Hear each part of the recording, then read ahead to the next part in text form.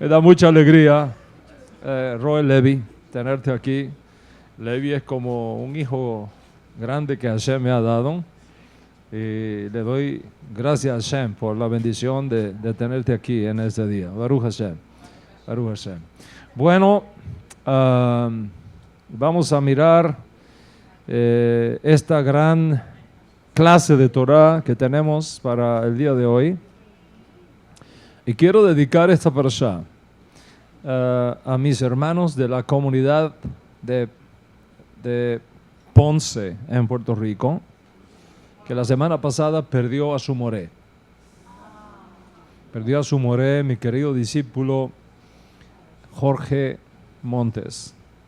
Que en paz descanse en el Gan Edén. Después de una batalla fuerte que él venía librando con problemas cardiovasculares, ya su corazón no resistió más y finalmente fue llamado por el Eterno este pasado Shabbat. Esta semana, Bezrat Hashem, yo estaré yendo para Puerto Rico para estar allá con su viuda, con sus hijos, su familia, con toda la comunidad. De manera que dedico esta parashá a su memoria. ¿Okay? De tal forma que la riqueza de lo que él sembró allí continúe arrojando luz como la menorá, que es precisamente el tema, uno de los temas importantes que trata nuestra parashá en el día de hoy. Esta sección de la Torah, esta sección de la Torah que estudiamos en la mayoría de las comunidades judías, no la mayoría, la inmensa mayoría de las comunidades judías en todo el mundo para este Shabbat, incluyendo Israel, porque ahora estamos de a par con Israel. A veces Israel va una parashá más adelante que nosotros, pero ya estamos juntitos otra vez. Lleva por título Cuando enciendas. Ese es el nombre de la parashá, de la sección de las escrituras que estudiamos en este Shabbat. Cuando enciendas, que es más o menos la traducción de Be'a'aloteja, que es el nombre hebreo con el cual se identifica esta parashá, Be'a'aloteja. En esta parashá se tratan temas extraordinariamente importantes, como son las instrucciones de encender la luz de la menorá del tabernáculo, la menorá de 7 brazos.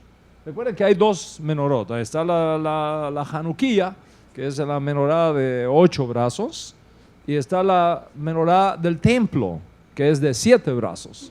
3 a la derecha, 3 a la izquierda y 1 en el centro, que es la Shmash, la sierva. Tenemos la consagración de los levitas en esta parashá. La consagración de los levitas. Todos los levitas de 25 años en adelante, de los 25 a los 50 años, eran consagrados, ¿okay?, para el servicio de Hashem. Esos 25 años de servicio iban precedidos por 5 años de entrenamiento. El total 30 años de servicio a Hashem. Tenemos en esta parashá también la mitzvah o la instrucción de Pesach Sheni, el segundo Pesach, para aquellos que fallaron en comer el Korban Pesach la primera vez, ahora tienen una segunda oportunidad. Tenemos en esta parashá también algo que es fuera de serie. Es la manera como está conectado el pueblo de Israel con el mundo cósmico, con el mundo exterior, de tal forma que se dio un código de referencia. Cuando las nubes que estaban encima del campamento de Israel tomaban cierta forma y se movían de cierta manera, era una señal para que el pueblo supiera que había que levantar el campamento y moverse a otro lugar. Eso lo tenemos en esta parashá. Tenemos en esta parashá la misma de construir dos trompetas de plata para anunciar el viaje del campamento, el movimiento de las tropas en tiempos de guerra, para los hijos de Israel. Tenemos también una descripción de los viajes de Israel desde el desierto de Sinaí hasta el borde de la tierra prometida. Tenemos también lo que hace rato se erradicó de nuestro pueblo, que ya no existe más. Las quejas de la nación, ya no existe. Ya, gracias a Hashem, ya la gente no se queja. ¿Ya? Antes sí, ya no. Okay. Tenemos las quejas de la nación contra el estilo de vida que llevaba en el desierto, pero ya, gracias a Hashem, por el desarrollo, la cultura, la gente no se queja. Okay. Antiguamente se quejaban, Margarita, ya no, Baruch Hashem. Okay. Tenemos en esta parashá el rechazo del pan del cielo por el pan de la tierra. Si la gente quería algo diferente al maná. Y entonces Hashem mandó codornices. Ok, ¿no quieres mi maná? Te mando codornices. De ahí, entre otras cosas, sacan los sabios de Israel una gran lección. Que cuando tú decides ir por un camino y te empecinas en ir por un camino, hasta Hashem te empuja. Ok, eso es lo que quieres, ahí están, las codornices.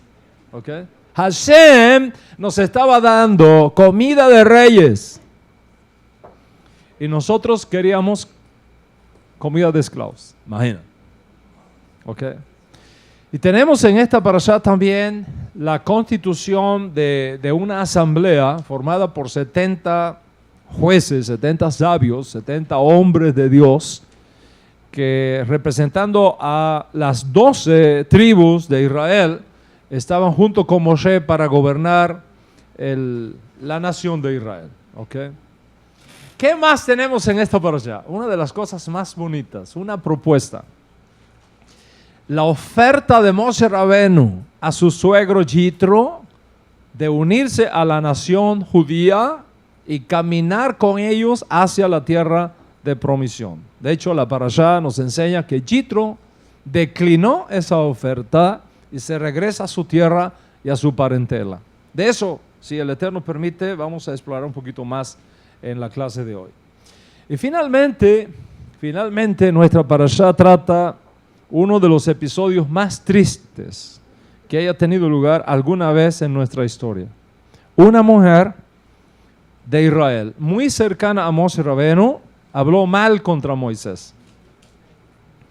Dios le pasó a otra persona una mala información acerca de Moshe, mintiendo acerca de la relación de Moshe con una mujer cusita.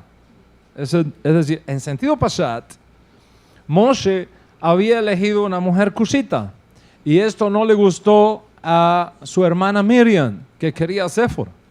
Y entonces comenzó a hablar mal en contra del Sadik de aquella generación. Y el resultado fue que Miriam se enfermó con una plaga de lepra que la alejó 7 días del campamento de Israel para que aprendiera nunca más a abrir la boca contra un profeta, no abrir la boca contra un maestro de Torah, no abrir tu boca contra un líder de la comunidad de Israel. Eso está hoy en nuestro parashá. Lamentablemente, ese mismo espíritu de la Lashon Hara de pasar mala información todavía se levanta de cuando en cuando, haciendo transgredir a las hijas de Israel con el mismo pecado. Hablar mal del líder de tu comunidad. Pasar un mal informe. Exponer el honor y la hoja de servicio de ese líder.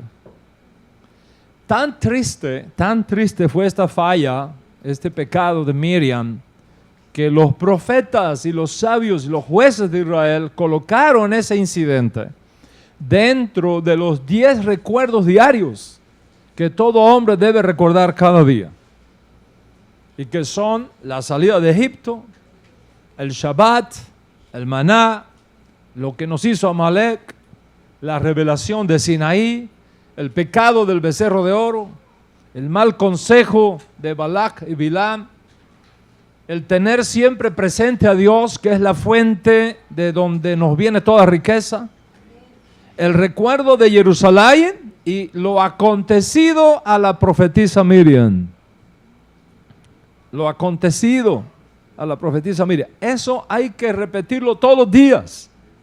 Esos 10 recuerdos hay que repetirlos todos los días para que nos acordemos en todo momento que a nuestro Padre no le agrada que uno hable mal de otra persona.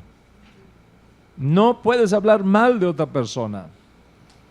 En todo momento debemos juzgar los actos de otra persona para bien, porque de lo contrario hay un castigo.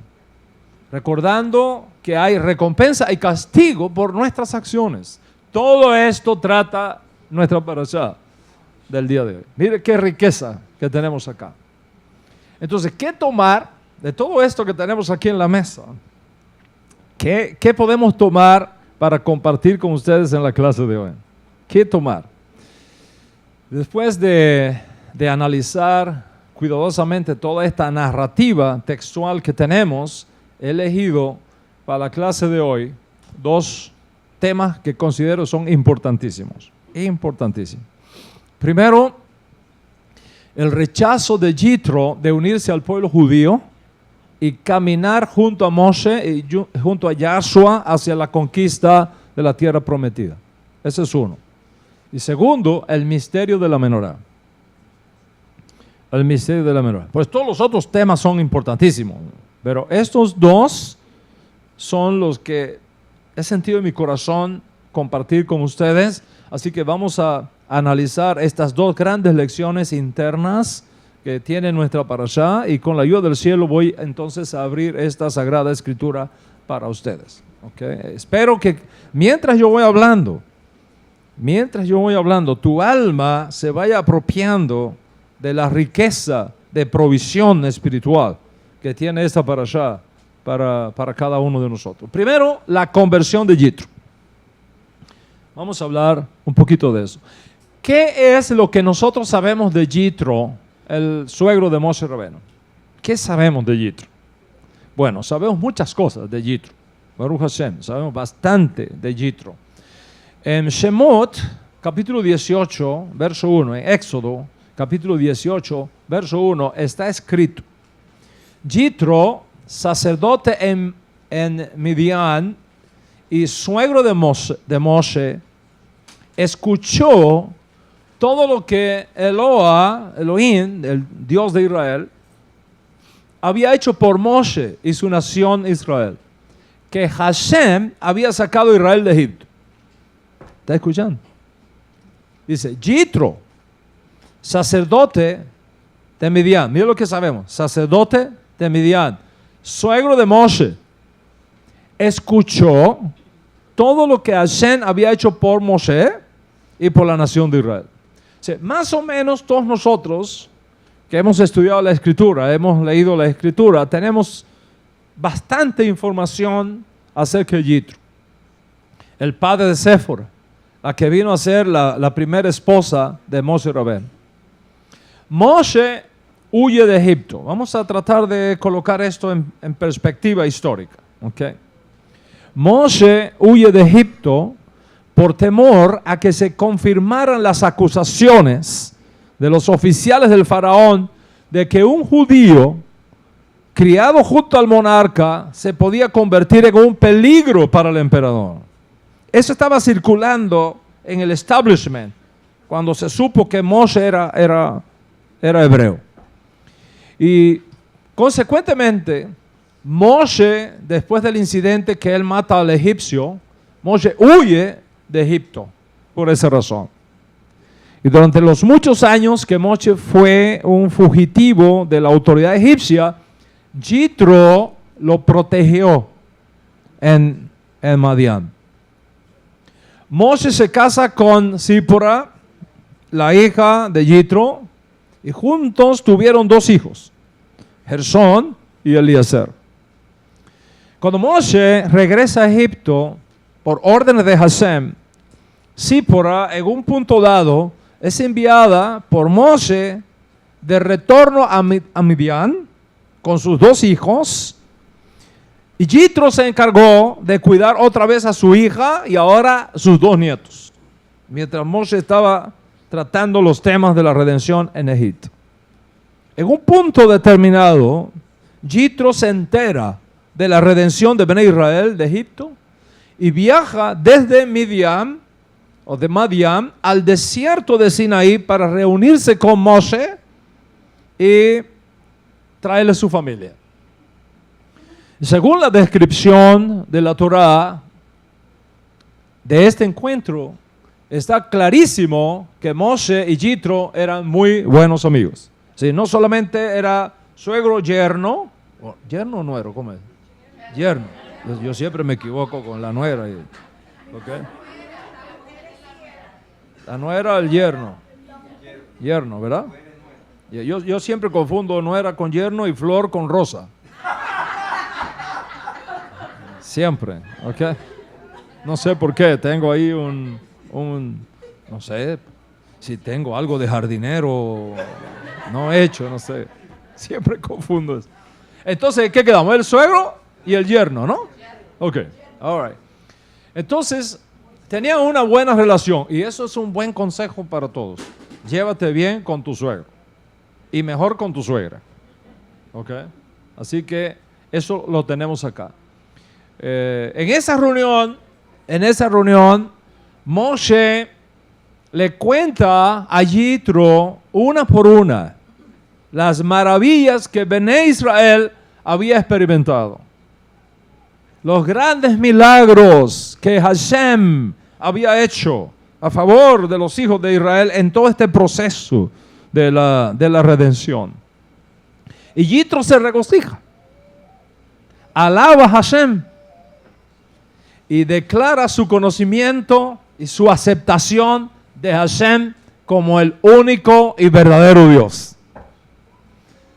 Ahora, para poder apreciar completamente el significado de este encuentro entre Moshe y Yitro y comprender el impacto del mensaje de Moshe sobre Yitro, es importante revisar una conversación anterior que tuvieron estos 2 amigos.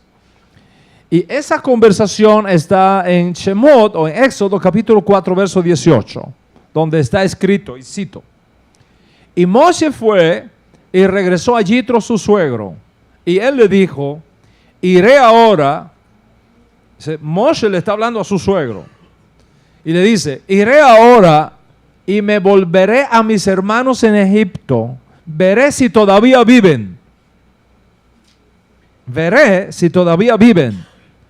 Yitro le dijo a Moshe: ve en paz. Ve en paz. ¿Qué tenemos aquí? ¿Qué tenemos aquí? ¿Fue un engaño de Moshe a su suegro o una estrategia para salir de su casa en Madián hacia Egipto y liberar a los hijos de Israel? ¿Qué fue esto? Esto crea un problema ético importantísimo para nosotros. ¿Okay? ¿Cómo puede decirle Moshe a su suegro: voy a ver si todavía mis hermanos viven, cuando él sabía muy bien que estaban vivos? Aún cuando sufriendo esclavitud, pero estaban vivos. Entonces, ¿fue engaño o fue estrategia o qué fue? La pregunta es: ¿está uno obligado a decir toda la verdad cuando la redención de un pueblo se trata?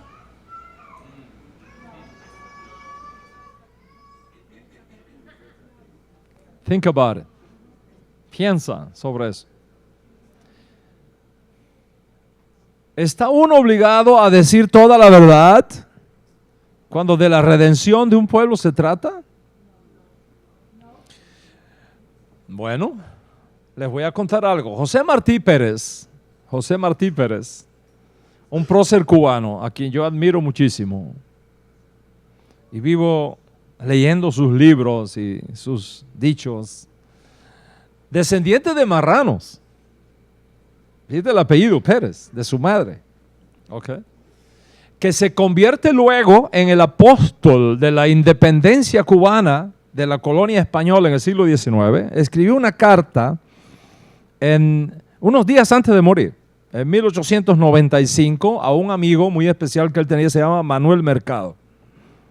Y en esa carta, él habla de su estrategia de lo que él llamó la guerra necesaria.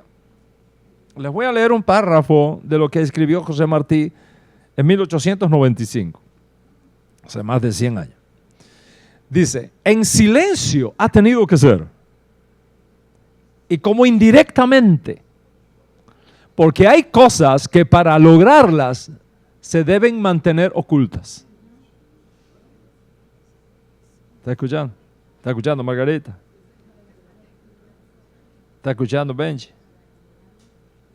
Francisco, ¿está escuchando? Dice, repito, en silencio ha tenido que ser, y como indirectamente, porque hay cosas que para lograrlas han de andar ocultas, pues de proclamarse en lo que son, levantarían dificultades demasiado recias para alcanzar luego el propósito que buscamos.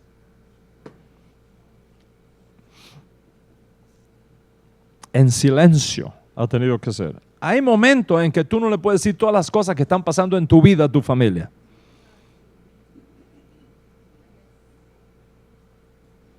Hay momentos en que tú no puedes contar todo lo que Hashem te está revelando.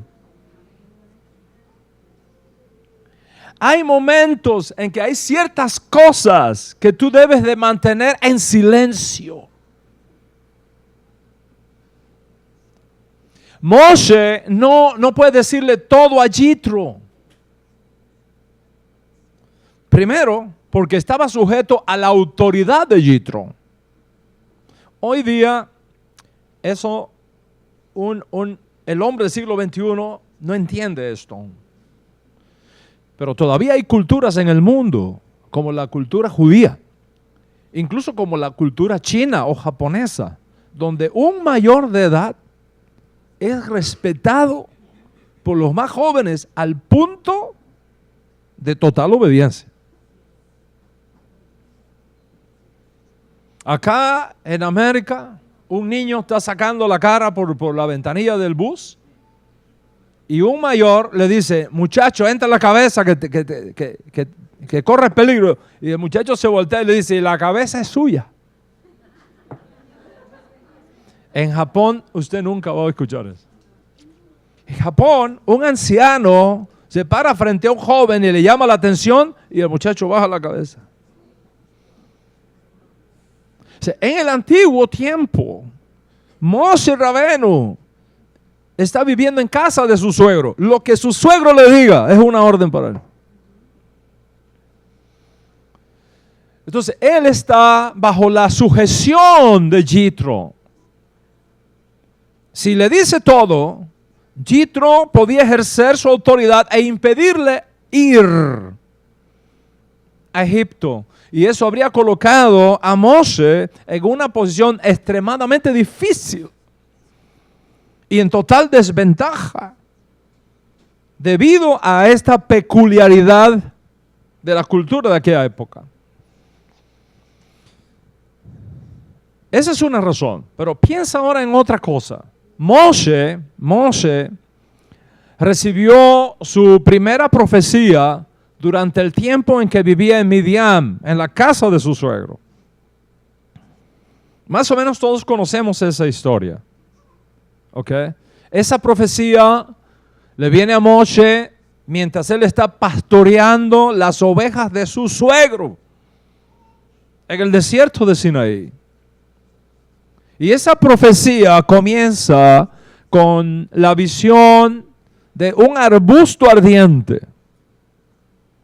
Un intenso fuego que ardía en medio de ese arbusto, pero el arbusto no era consumido por la llama.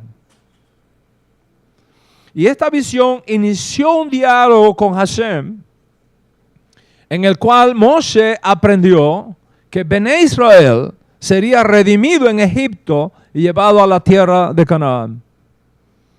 Y ahí se entera de que Hashem lo había seleccionado a él para ese propósito. Él tenía que ir al faraón, él tenía que ir a sus ministros, enfrentarse a ese hombre, el más poderoso de la tierra.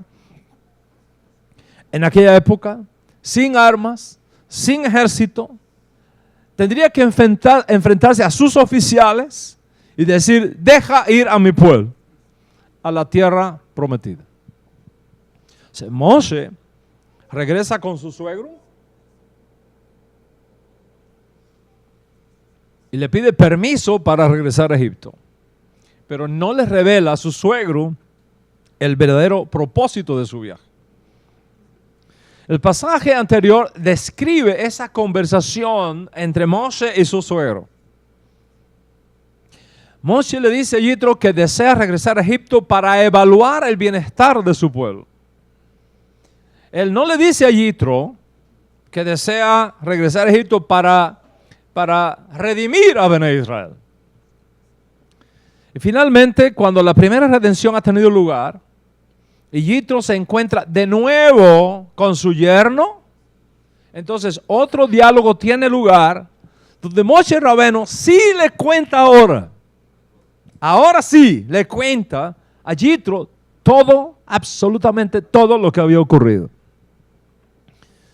Después que Yitro escucha esta descripción de Moshe del rescate de Bnei Israel y de la destrucción de los egipcios, Yitro declara su aceptación del Dios de Moisés, del Dios de Israel, como el único Dios verdadero.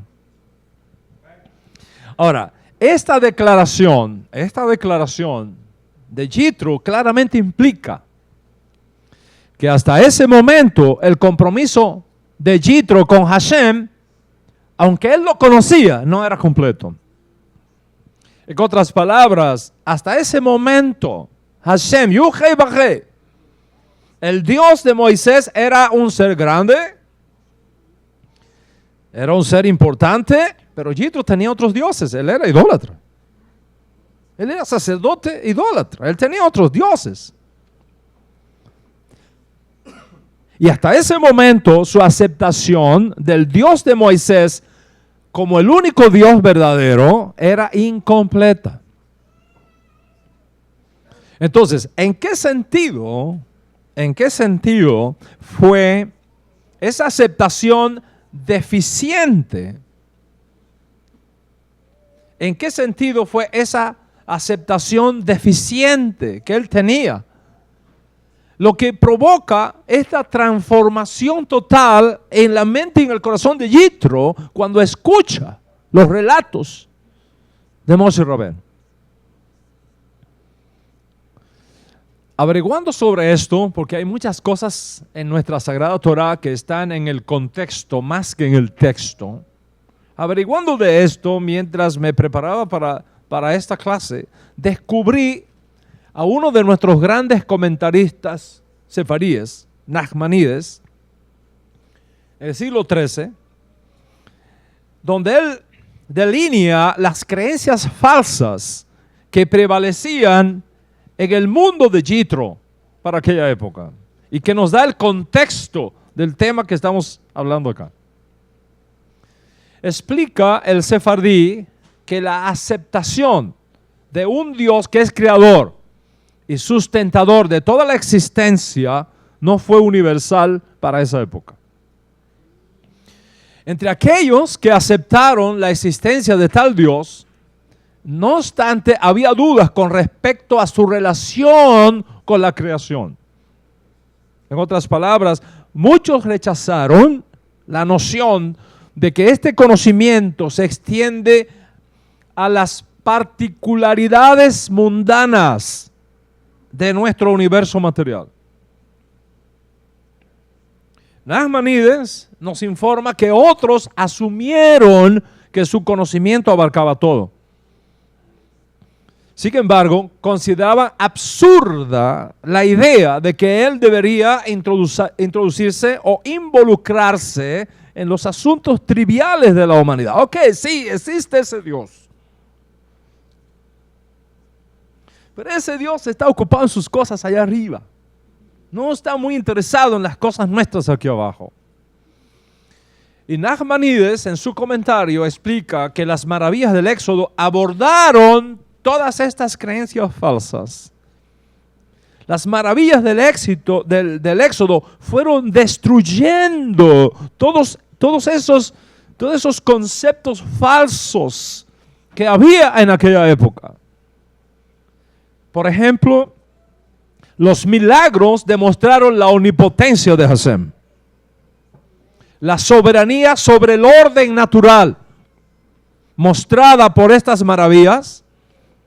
No dejaban lugar a dudas. No dejaban lugar a dudas que Hashem es el creador del universo. Que Hashem es el sustentador del universo. Y por lo tanto tiene completa autoridad, tiene completo control sobre todos sus aspectos y sobre todos sus elementos. Ustedes me están escuchando bien atrás. Porque yo no me escucho nada. Y por eso me estoy esforzando tanto, porque no me oigo, no sé lo que estoy diciendo. Yo no me oigo. No sé si acá los monitores me lo pueden subir, porque no me oigo nada. Y por eso estoy haciendo un esfuerzo, porque no sé si me están escuchando. ¿Pero me están escuchando? Ok, si me están escuchando, Baruch Hashem. Eso es lo importante, que ustedes me escuchen. All right. ¿Qué es lo que estaba diciendo, Benji? Benji, ¿qué estaba diciendo? No te acuerdas tú tampoco. Ok. All right. Ok.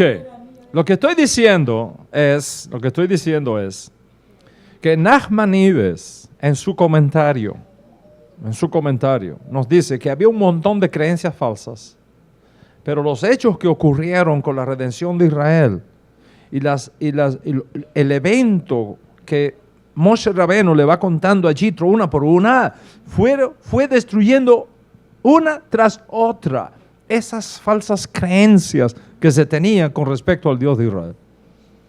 Entonces, ¿qué pasa? El rescate de Bené Israel de entre los egipcios mostró que el Dios de Israel es soberano, es omnipotente, que interactúa con la humanidad. Demuestra que Él ha seleccionado a Israel como su pueblo, como el escudo de su providencia que se extiende sobre ellos. Y luego de explicarle todos estos milagros uno por uno, que fueron destruyendo los paradigmas teológicos equivocados que Yitro tenía, Moshe le propone a Yitro: reconoce a este Dios, acepta a este Dios, al Dios de Israel, como tu único Dios, como el único creador, como el único sustentador. Y Moshe propone a Yitro reconocer que Hashem se relaciona con la humanidad.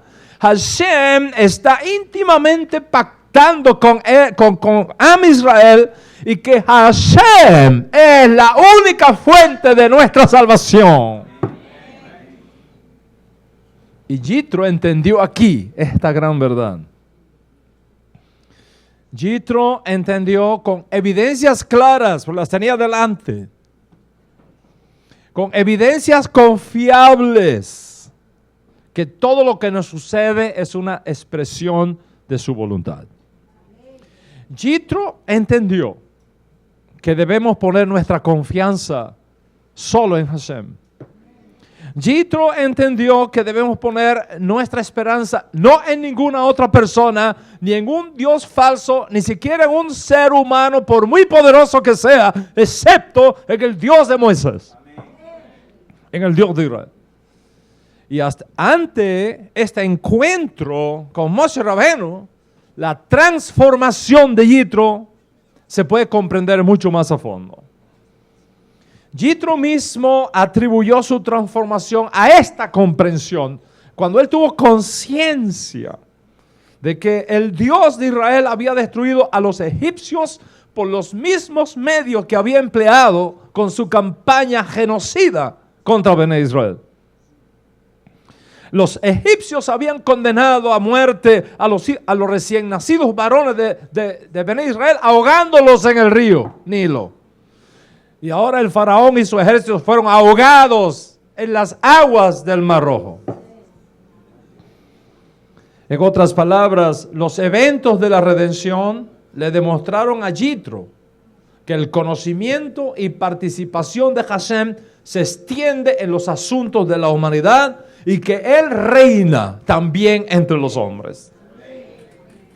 ¿Cuántos están conmigo hasta acá? Entonces, aparentemente, este era el área de deficiencia en su aceptación de Hashem que Yitro reconoció.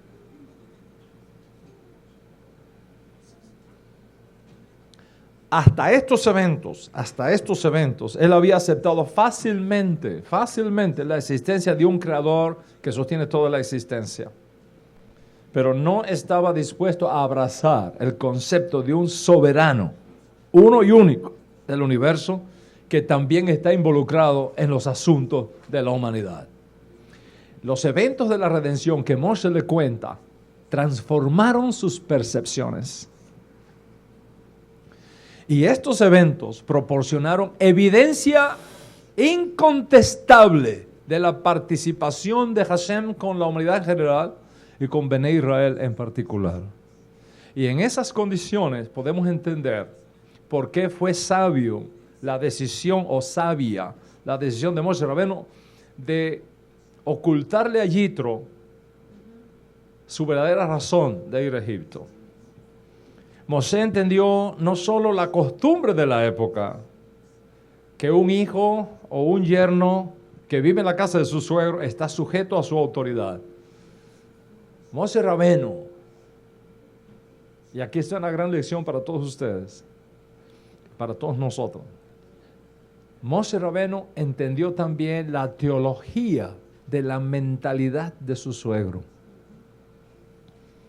Se dio cuenta que aunque su suegro aceptaba por completo la realidad de un creador, y aunque su suegro aceptaba por completo la realidad de un sustentador del universo, aún no estaba preparado para reconocer la participación de Dios en los asuntos de la humanidad. Y esperó. Lo mismo pasa contigo. Hay momentos que las cosas que Hashem te está revelando, tu familia no está lista para recibirla. Tus amigos no están listos para recibirlo. Y tienes que esperar. Tienes que guardar silencio. Hasta que llegue el momento de demostrarle con hechos incontestables la gran riqueza de la revelación que el Eterno te ha traído. Los milagros y maravillas a través de los cuales Hashem se está revelando a toda la humanidad y a tu vida. De la providencia de Hashem, que es evidente en tu vida. Entonces, Moshe tenía miedo de pedirle a Yitro que aceptara algo de lo que él todavía no lo podía demostrar. ¿Me entiendes? Y lo mismo tenemos que hacer nosotros.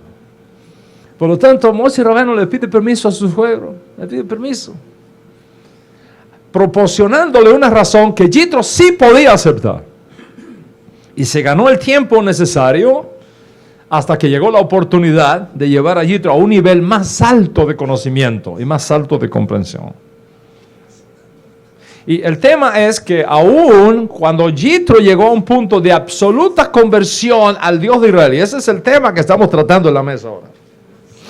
Aún cuando Yitro llegó a un punto de absoluta conversión al Dios de Israel, no estuvo dispuesto a unirse a Bené Israel para formar parte de la nación y caminar con ellos a la tierra prometida. Eso es lo que nos informa nuestra parashá. Prefirió quedarse como un justo de las naciones, regresar a su tierra y transformar la idolatría de su nación con el nuevo mensaje de su nuevo Dios El Dios altísimo, el Dios de Moshe, el Dios de Israel, como el Dios uno y único, Elohim verdadero. Y esto nos enseña que su decisión fue absolutamente sabia y responsable. Bueno, esa es la historia, ¿ok? ¿Qué tiene que ver con nosotros todo esto? Es posible que para algunos de ustedes hoy día, como Jitro ayer, sea muchísimo mejor, escúcheme bien, sea muchísimo mejor quedarte como justo de las naciones para ganarlas para el reino de Dios que haciéndote judío.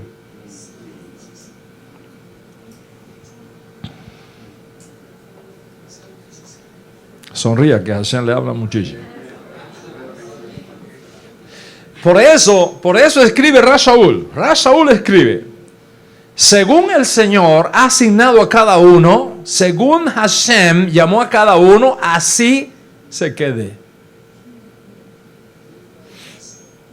Dice Rashaul: esto es lo que yo instruyo en todas las comunidades.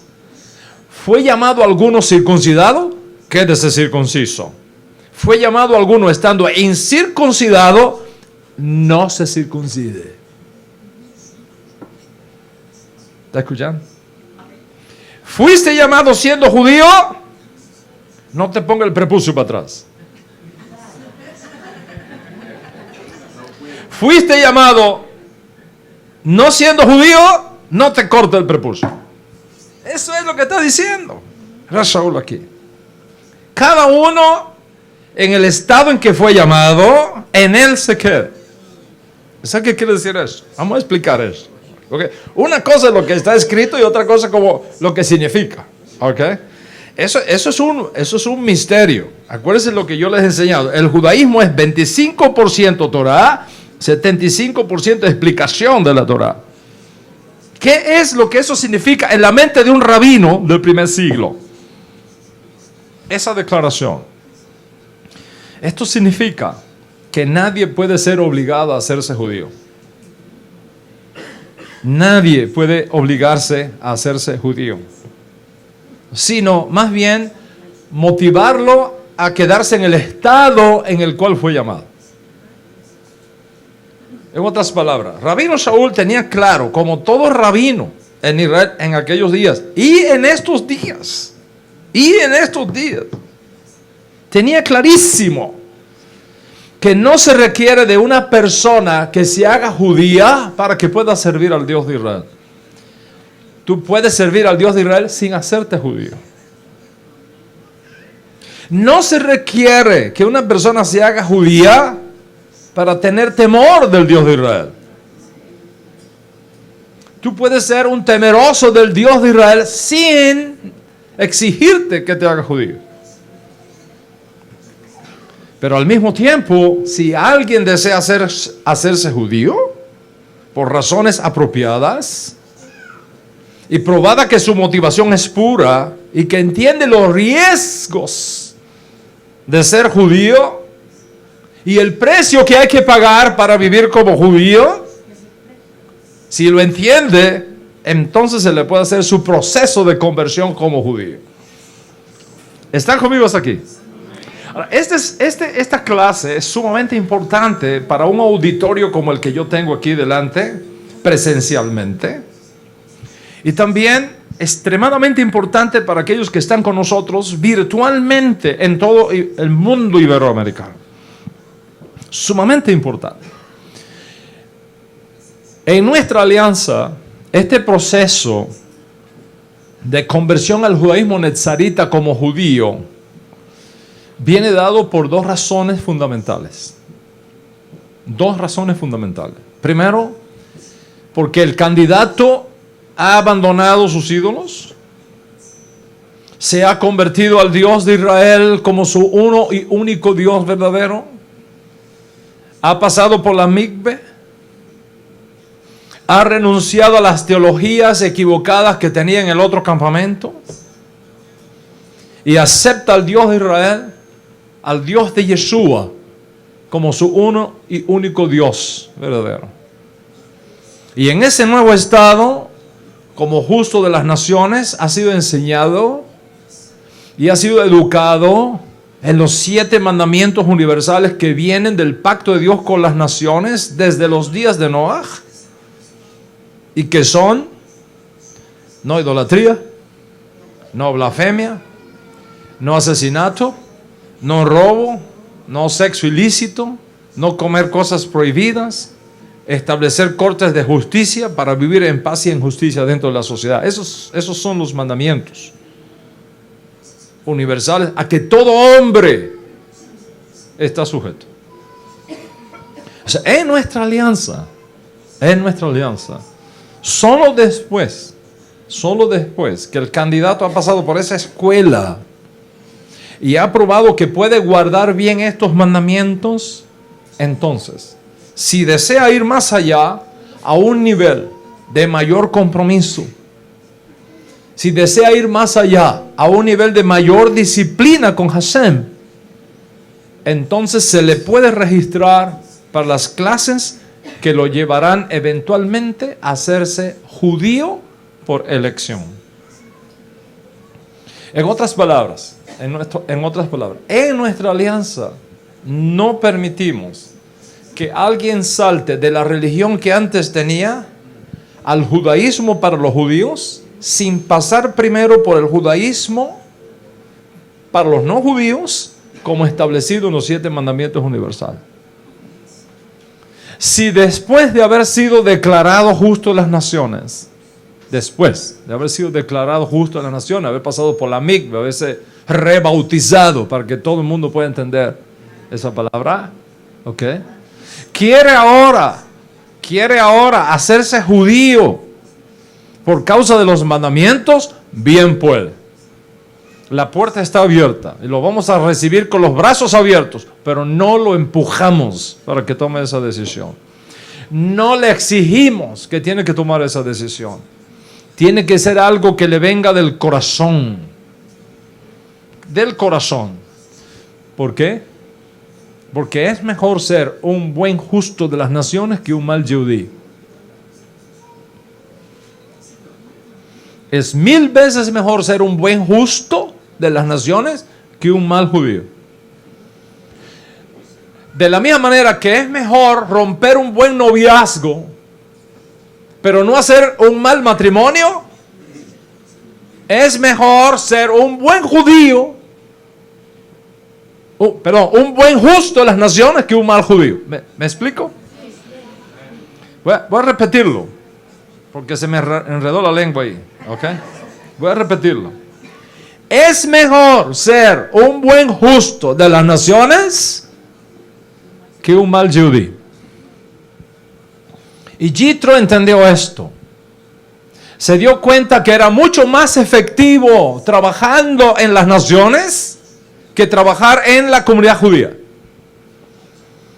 En otras palabras, él no fue llamado a la circuncisión, fue llamado a la incircuncisión. Y eso es perfectamente apropiado. No solo entendible, apropiado. Quiere decir, no debemos pensar que porque alguien se haga judío, mejora su estatus delante de Dios. O mejora su calidad de persona delante de Dios. O que te vas a hacer más espiritual. O cosas similares. No debemos pensar así. ¿Usted quiere un hombre más espiritual en su generación que Enoc? Que en sus días caminó con Hashem y se fue con Hashem porque era justo. Ni siquiera existía el pueblo de Israel en aquellos días. No había judíos. No había judaísmo. Y este hombre andaba a par con Dios, como un justo de las naciones. ¿Usted quiere un hombre más espiritual que Melquisedec? Sacerdote y rey de Salem. Más grande incluso que Abraham, nuestro padre. Abraham estudió con él. Abraham conoció de las 7 leyes universales con él. Aprendió de él. Y de hecho, viene a él para recibir su bendición. basado en el principio de que es el mayor quien bendice al menor. Melquisedec no era judío. Y la lista es enorme. Ninguno de ellos fue judío. Y fueron hombres santos, justos, piadosos. ¿Quieres un hombre más piadoso que Job? Y Job no era judío, pero un hombre piadoso. Caminaron con Dios, transformaron sus entornos con el mensaje de Dios. Explico esto no porque ser judío sea un problema, ojo.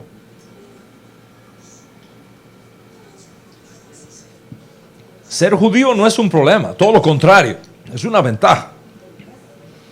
Pero lo explico para que nadie vaya a tomar la decisión de hacerse judío por razones equivocadas. Cada uno en el estado en que fue llamado, en él se quede. Esta es una tremenda declaración de sabiduría y de piedad. ¿Estamos conmigo hasta aquí? Ok, pero hay una segunda razón por la cual recibimos los hermanos y hermanas que se quieren hacer judíos. No solo porque sus motivaciones son puras, sino por razón del exilio judío. En otras palabras, los recibimos como judíos por elección y los recibimos como judíos por retorno.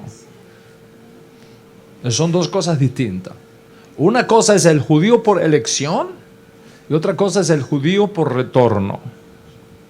Yo he hablado de esto en otras ocasiones, así que no me voy a extender mucho aquí, pero debido a su importancia sí voy a decir lo sustancial, lo más importante.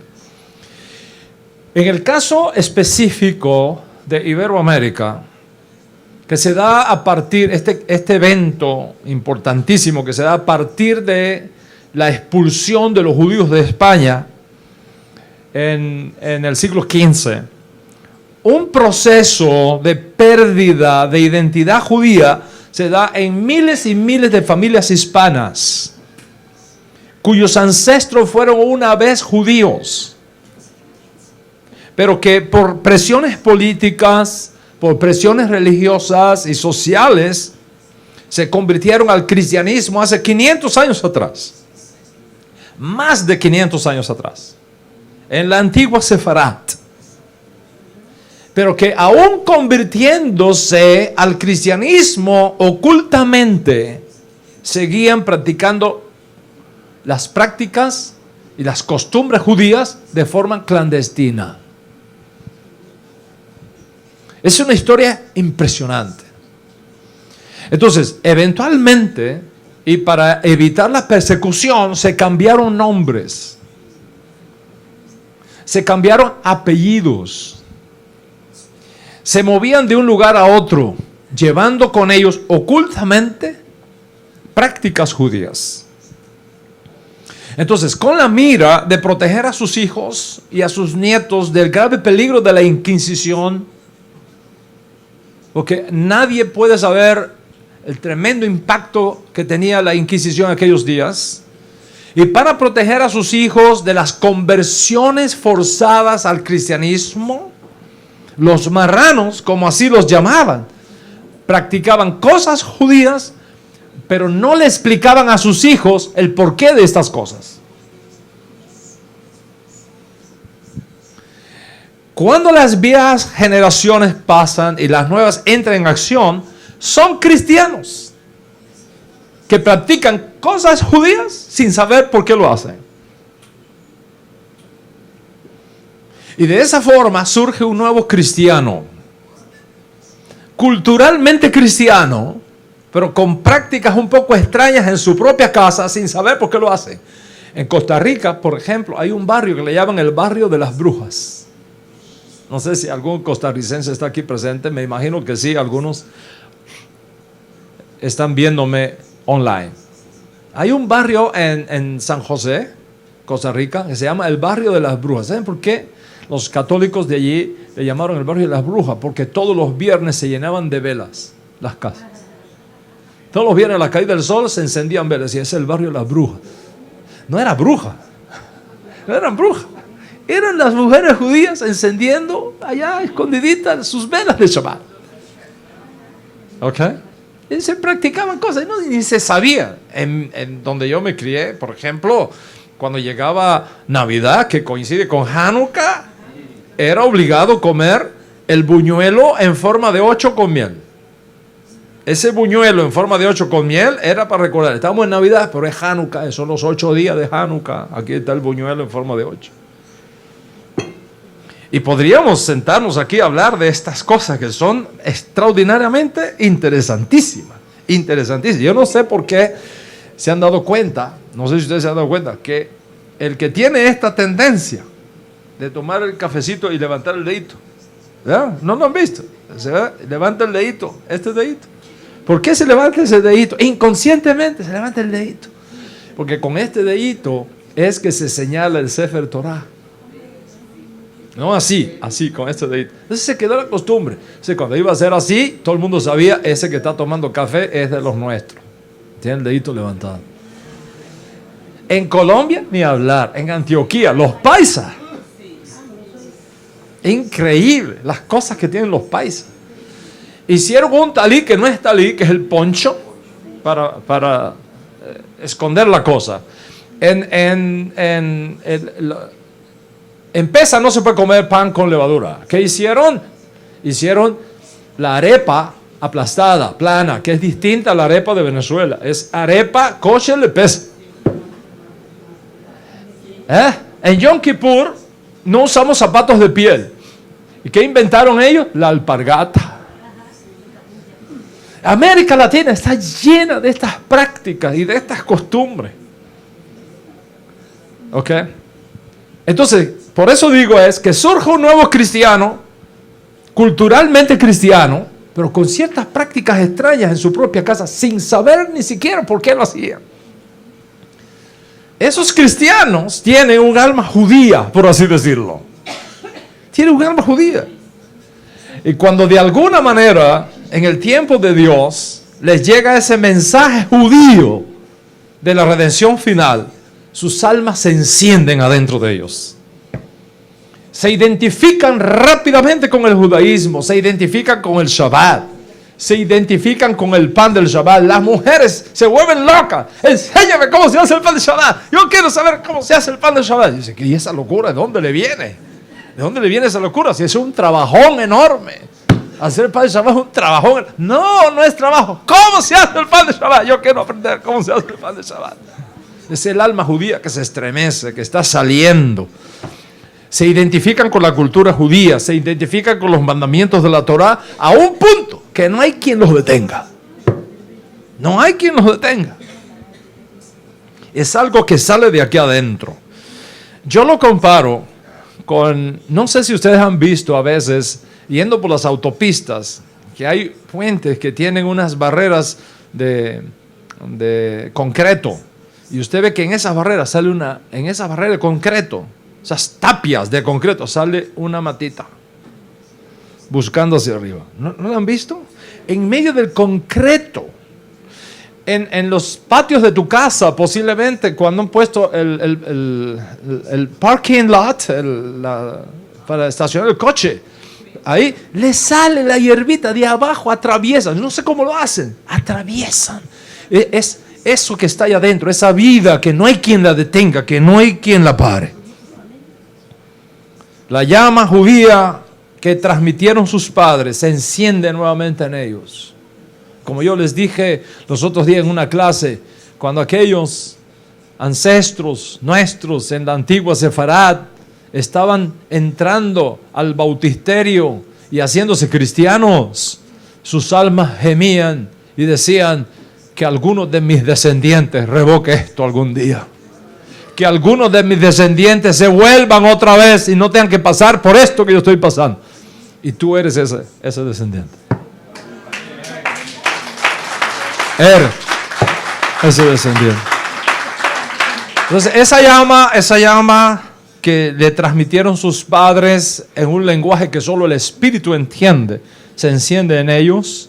Se están transformando en nuevas comunidades judías emergentes por toda Iberoamérica.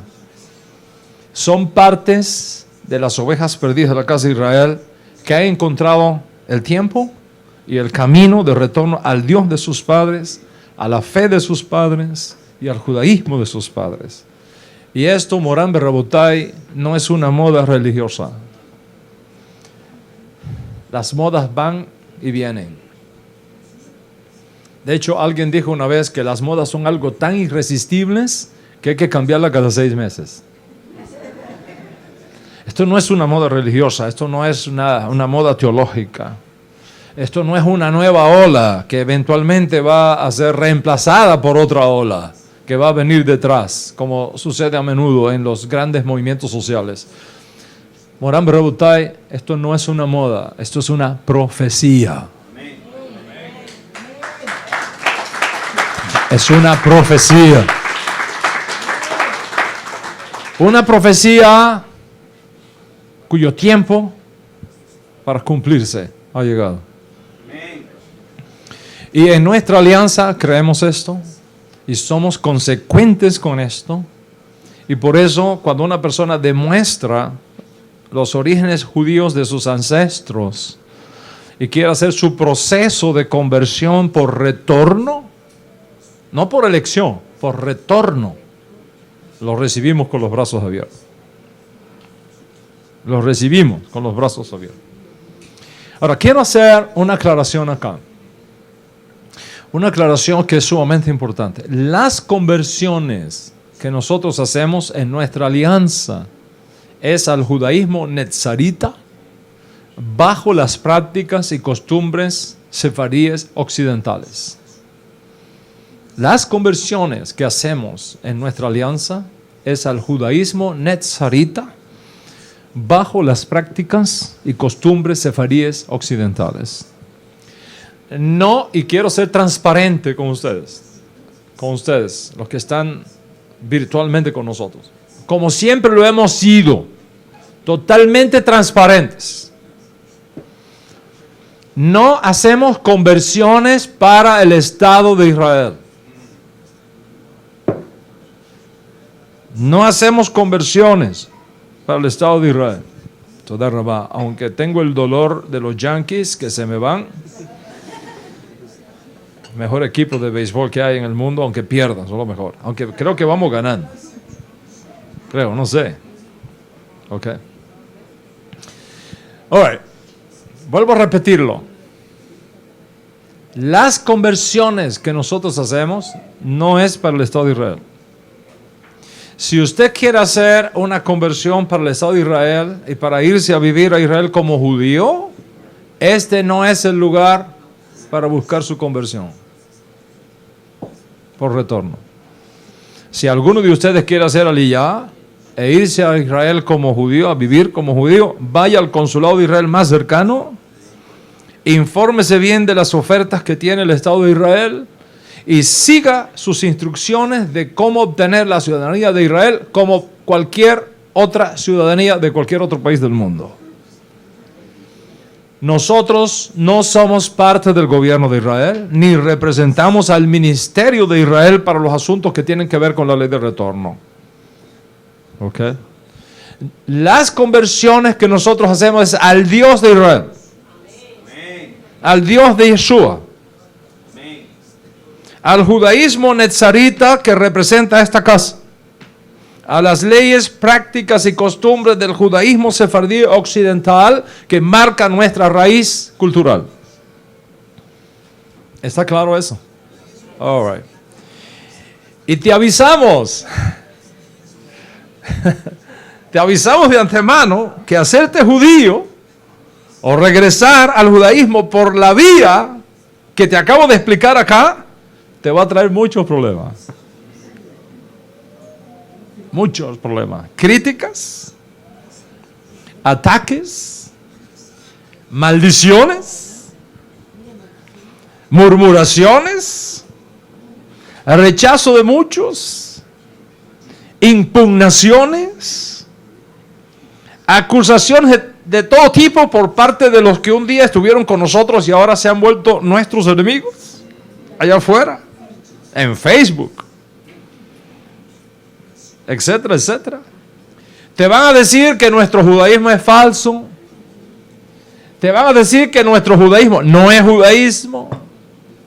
Te van a decir que es cristianismo disfrazado de judaísmo.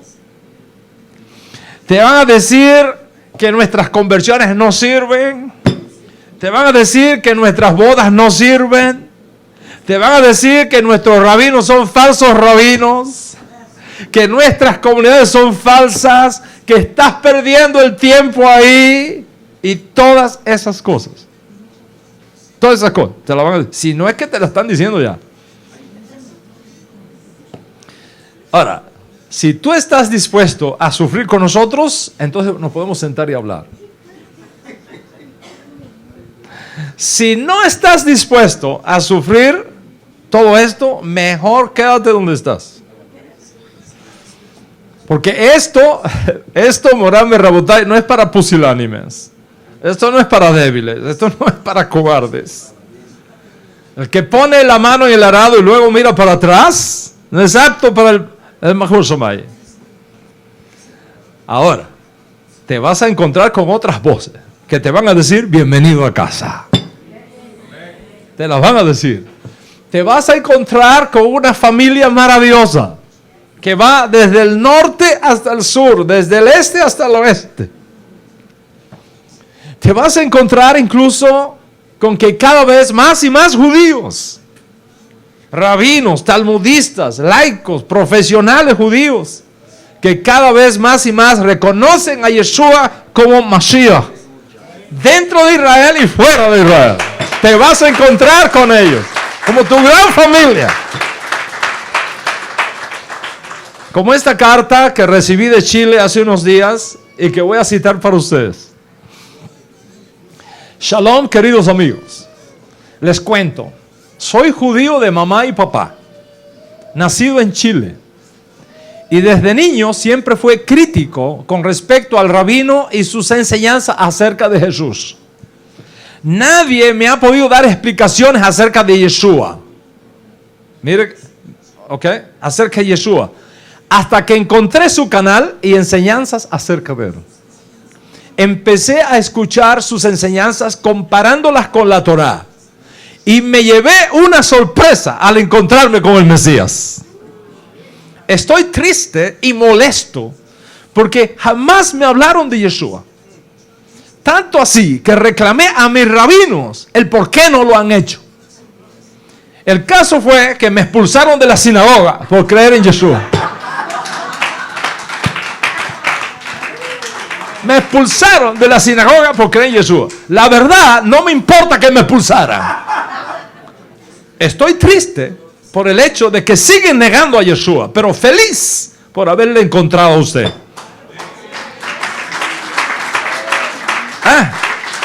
Dice, aquí en Chile tienen a uno más de ustedes.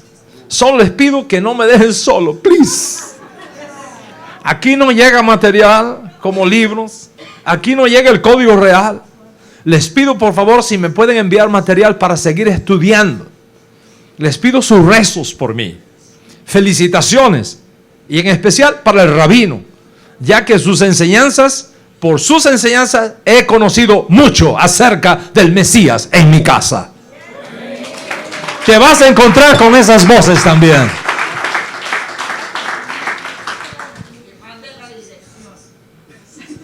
Sí, está en la web ya. Sí, le voy a mandar un código real al nombre tuyo. Se lo compras a Silvia después del Shabbat y se lo enviamos en tu nombre. ¿Qué te parece? Deal. Ahí ya lo tienes, ¿ok? Leonard, allá en Chile, ya lo tienes. Baruch Hashem, ¿ok? Ahora, escucha, te vas a encontrar no solamente esto entre judíos, sino también entre los no judíos. Como esta carta que recibí de Argentina y que cito la semana pasada, o sea, 2 semanas atrás. Dice, Shalom sea con ustedes, amados hermanos, desde Chaco, Puerto Vilelas. Eso es en Argentina. No sé dónde es. Créanme que es en Argentina. ¿Okay? Les escribo para pedir ayuda con la afiliación. ¿Ok? y con cartas de fe que piden en los trabajos para poder celebrar las fiestas de Abba Kadosh. Mi nombre es, y ahí da el nombre con su número de identidad. Estoy a cargo de jóvenes, adultos y niños junto con mi esposa. Y ahí viene el nombre de la esposa. Se llama Sandra, porque como hay tantas Sandras, no estoy descubriendo su identidad. De pronto le perjudica. Y quiero proteger la identidad. Pero se llama Sandra, ¿ok? Dice, por ahora nos reunimos en las casas de los miembros, pues nos echaron de la iglesia cristiana donde me desempeñaba como pastor. Es decir, botado de la sinagoga y botado de la iglesia. Y ahora nos reunimos en mi casa en la provincia de Chaco, residencia del departamento San Fernando, Puerto Vileda. Los miembros que trabajan y necesitan estas cartas son los siguientes. Ahí viene la lista con el número de identidad.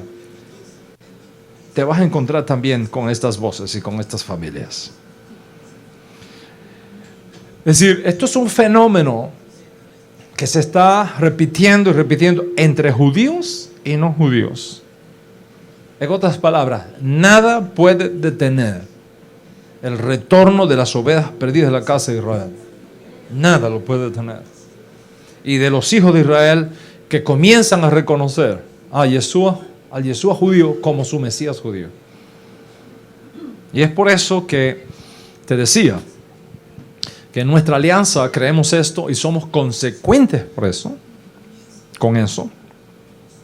Y por eso, cuando una persona demuestra los orígenes judíos de sus ancestros y quiere hacer su proceso de conversión por retorno, lo recibimos con los brazos abiertos. ¿Qué tenemos entonces? Tenemos judíos por reconocimiento de Yeshua, tenemos judíos por retorno, tenemos judíos por elección y tenemos justos de las naciones, todos unidos, trabajando en una misma alianza, haciendo juntos lo que separadamente sería imposible de hacer, y cada uno guardando en lo mejor de sus posibilidades los mandamientos de la Torá, de los cuales son responsables, en unidad, en paz y en amor. ¿Cuántos están conmigo hasta acá? Jitro abandonó sus falsas creencias, se convirtió al Dios de Israel, pero prefirió mantenerse como un justo de las naciones. Regresó a su tierra para ganarlos, para la causa de Moshe Rabbeinu, para el judaísmo de Moshe, en su rama para los no judíos. Así que, como he enseñado en otras ocasiones, el judaísmo es uno solo. El judaísmo es uno solo, pero tiene dos ramas. Tiene una rama para los judíos y tiene una rama para los no judíos. Ambos judaísmos son los dos lados de una misma moneda. Ambos judaísmos son las dos alas de una misma ave. Y así como Israel en un punto determinado de su historia se transformó en una nación con dos casas, la casa de Judá y la casa de Efraín, así el judaísmo tiene estas dos ramas. Una rama para los judíos y una rama para los justos de las naciones. La buena noticia es que el día vendrá cuando finalmente todos estaremos juntos alrededor de nuestro justo Mesías en la edad mesiánica. Y ya allí no habrá judío o gentil. Ya allí no habrá hombre o mujer. Todos seremos una nueva creación. Hombres mortales revestidos de inmortalidad, disfrutando las riquezas de Dios y su justicia eternamente y para siempre.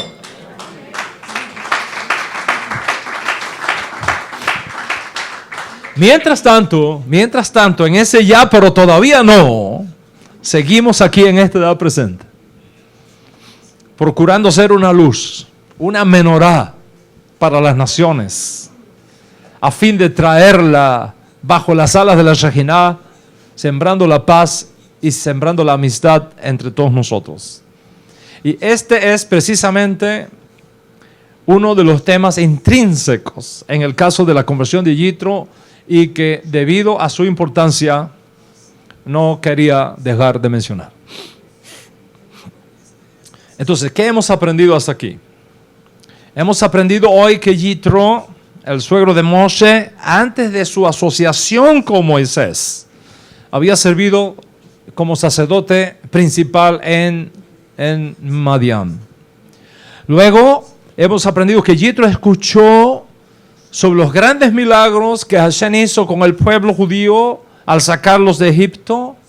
Así es que él se une y viaja con el campamento israelita, se convierte en consejero de Moshe, alcanza una posición de preeminencia tan importante que hasta una sección de la Torah lleva su nombre, la parashá Yitro.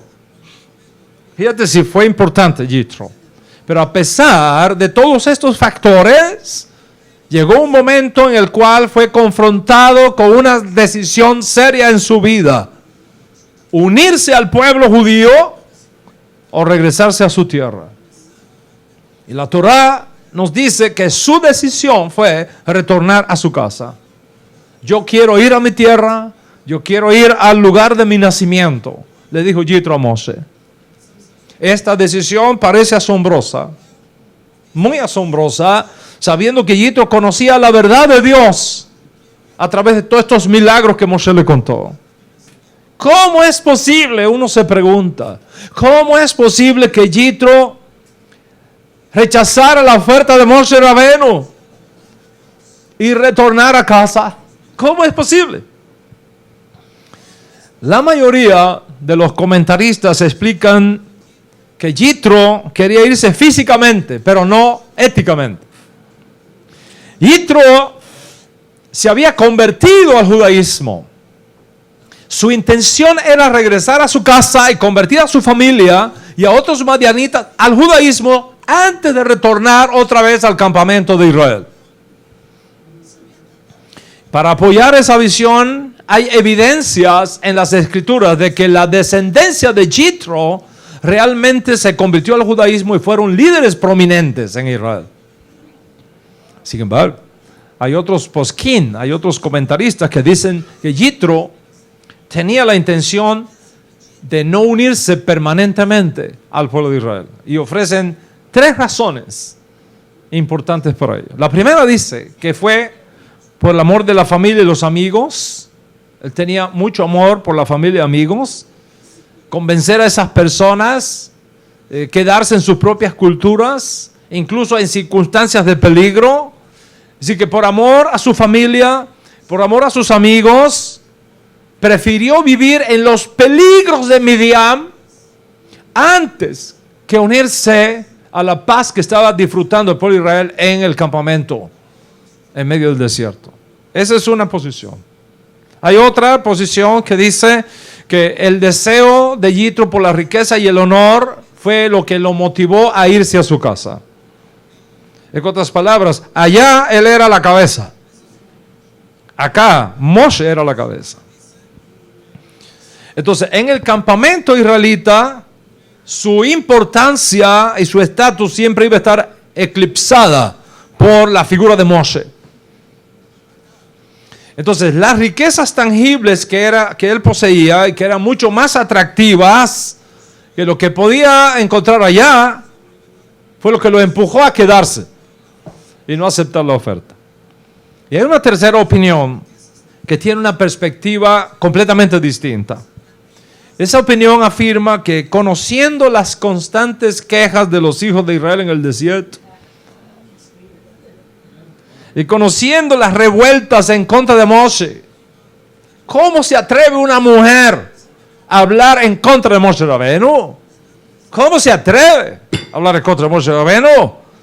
Yitro cuestionó, pensó 2 veces antes que unirse a ese grupo.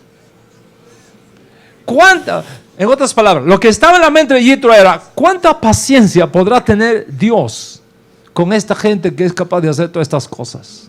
Después de todos los milagros y todas las bendiciones que Dios ha derramado sobre ellos, ¿cómo se atreven a hacer estas cosas? Entonces que Yitro decide: ¿sabes qué? Yo me voy a separar, No voy a hacer cosas que Hashem después cambie la mente y yo perezca junto con todos ellos. En otras palabras, Yitro rechazó el monopolio de aquellos judíos que nunca estaban de acuerdo entre ellos. Y quizá esta última lección es la que aplica más en nuestros días, cuando los judíos discutimos demasiado frecuente unos con otros. Tanto en Israel como en el exilio. Lamentablemente hoy hay muchos que no hacen otra cosa que vivir mostrando el lado oscuro del judaísmo. Ese lado vulnerable del judaísmo y que está alejando a muchos del judaísmo.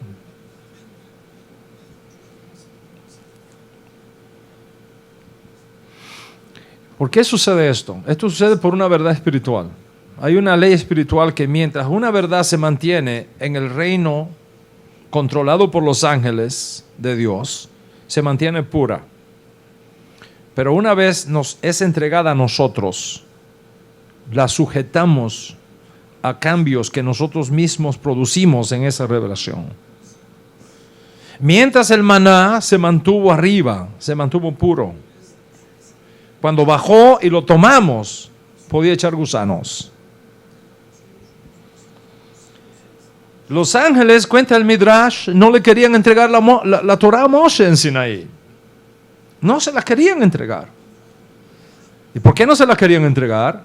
Los ángeles le dijeron a Moshe, esto es tan sagrado que cuando caigan las manos de ustedes allá abajo, la van a trastocar. Y no había forma que le entregaran la Torah a Moshe Rabbeinu. Estaban pegados a ella y decían, no. Que no y que no y que no. Hasta que finalmente Moshe Rabbeinu los convenció diciéndole, bueno, en la Torah está escrito, no adulterarás. Ustedes adulteran. Dice, nosotros no, dice, entonces no es para ustedes.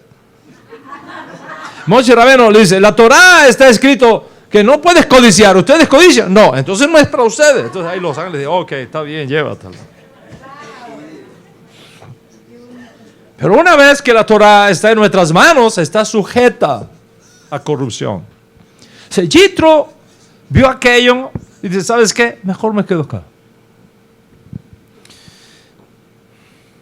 Lamentablemente, como dije, hay muchos que no hacen otra cosa que vivir mostrando ese lado oscuro del judaísmo. Y es por eso que evitamos este tipo de actitud en nuestra alianza. Ese tipo de judaísmo elitista, separatista, exclusivo, que no se puede relacionar con los que están afuera porque tú me manchas. Porque con un judaísmo así, elitista, no vamos a ser nunca instrumentos de Dios para ganar al mundo, sino más bien un tropiezo para ganar al mundo. Con este tipo de judaísmo que no reconoce a los demás, que es exclusivo, que se cree tener el monopolio de la verdad y que el resto no cuenta. En vez de juntar, desparramamos. En vez de atraer, alejamos. En vez de ser luz, nos volvemos tinieblas. En otras palabras, Morán Berrabotay, la paz entre nosotros es una condición vital para la salud y la preservación de nuestro pueblo judío en sentido general y de nuestra alianza en sentido particular. O sea, queremos que cuando tú decidas ser parte de nuestras comunidades, sea para traer paz, no guerra. Sea para aportar unidad, no división. Para aportar fortaleza, no debilidad. Para aportar equilibrio, no extremismos. Para aportar sujeción, no rebelión. Pasión por la causa que representamos. Y convertirte en una luz. Convertirte en una menorá, que es precisamente el segundo asunto que nos toca tratar en esta clase, pero que no sé si ya tengo tiempo para seguirlo.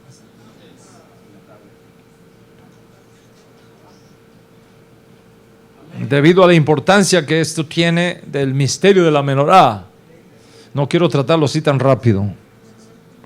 Así que voy a dejar la clase aquí por un momento. La vamos a seguir después de la segunda ciudad. Los que tengan la fuerza de quedarse para la segunda ciudad. En esta segunda parte voy a descubrirles ciertos secretos que tiene la menorá que van a ser extraordinarios para tu vida. Extraordinarios para tu vida. Ahora, ¿qué vas a hacer con toda esta información que tenemos? ¿Qué vas a hacer con toda esta riqueza que el Eterno ha puesto en tus manos en esta hora? Hoy, cuando traigas tu macer, hoy cuando envíes tu sedacá, tu donación, por cualquier medio disponible, tanto los que están presencialmente como los que están virtualmente, hazlo en la firme convicción, que la verdad que has recibido hoy de esta parashá es la fuerza interna que nos da el valor para seguir adelante. Que este mensaje tiene que seguir siendo predicado y enseñado a las naciones. Y que es nuestra responsabilidad mantener el camino abierto, quitando las piedras que estorban, para que regresen los hijos y las hijas de Israel que están buscando al Dios de Israel y al Mesías de Israel en este tiempo de redención final. Si eso haces, que la paz sea sobre ti y que por el mérito de esa paz, Hashem nos envíe a su justo Mesías prontamente.